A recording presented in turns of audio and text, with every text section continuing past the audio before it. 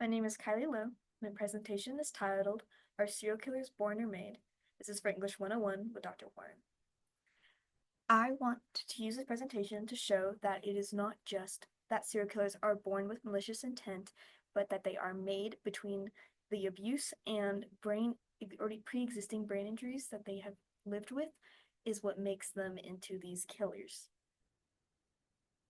The objectives I'd like to complete with this are to describe what a serial killer is, what childhood factors can make a serial killer, how brain injuries can affect a person, and what connections between abuse and killing styles are seen. What is a serial killer? A serial killer is described as a person who has killed at least 3 people in a 3-month time period.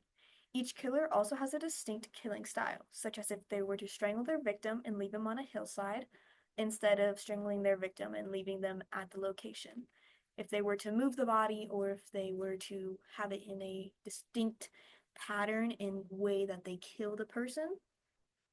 There's also differences between psychopaths and serial killers. A psychopath has no recollection if it's wrong or right. They have no way to tell the difference between what they are doing is like a social norm or if it is socially acceptable, but a serial killer knows exactly what they're doing, why they're doing it, and that it's wrong. Some examples of killers that I have on the side are Jeffrey Dahmer and John Wayne Gacy. Types of childhood seen in serial killers is that most killers have a history of abuse from a young age, but not every killer needs to have a bad childhood to become a murderer.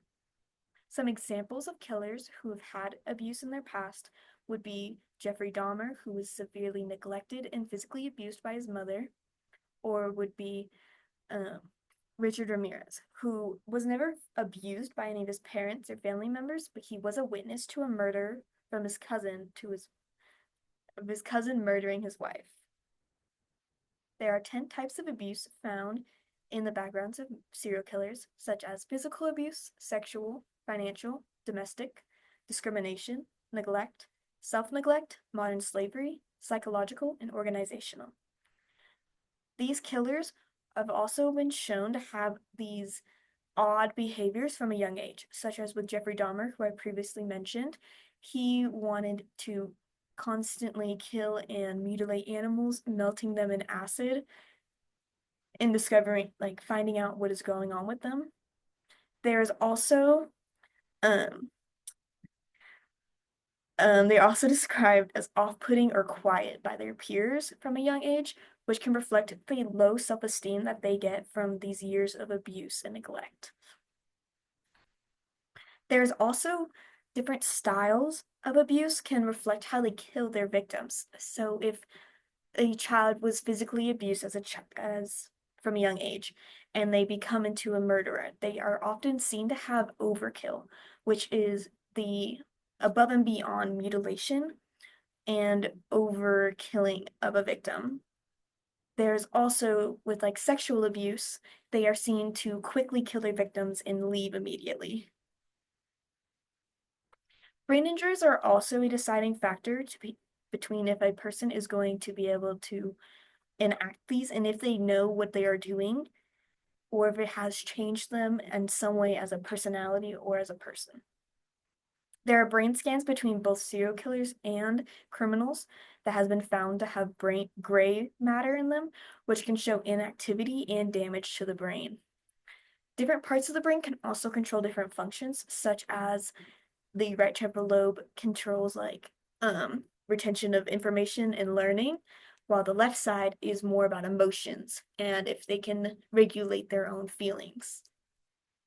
There's also tumors can affect a person because it makes the brain matter move to fit in the tumor, which damages it in the long run and changes the person's personality or them or their judgments. The case of Charles Whitman is a good example of this. He was a former U.S. Marine who killed his wife and mother and then went on to shoot a Texas college campus. He was later found to have a tumor in his right temporal lobe, which controls his ability to learn, and it was slightly into the left margin of the brain, which controls his ability to regulate aggression. So he was very aggressive towards the end or leading up to this or action. There are also lesions in the brain and damage that can affect moods and personality, with the case of Phineas Gage being a good example of this. He was a well-respected and kind railroad mechanic who was injured by a tempering rod shooting through his cheek and out the top of his head.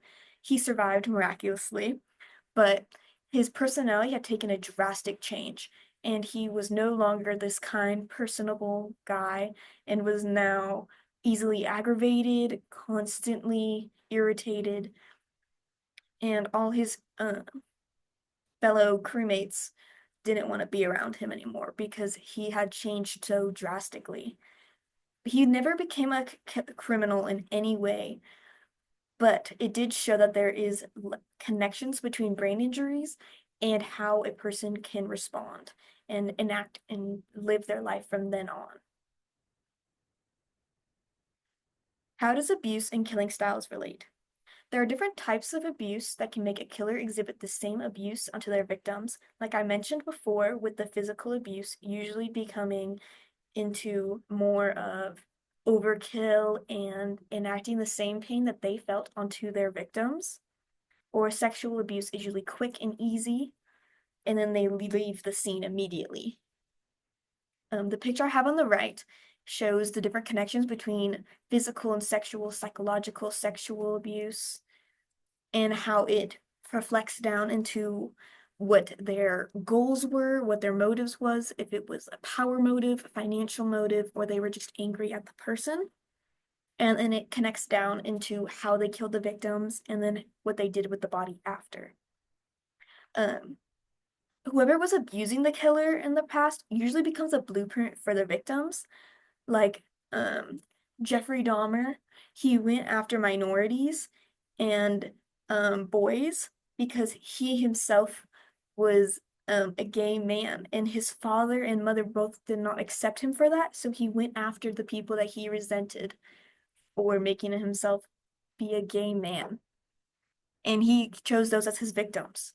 Or John Wayne Gacy's father was severely homophobic as well, so he went after boys as well for the same reason as he like resented that part of himself, so he enacted it onto the other people who were secure in themselves.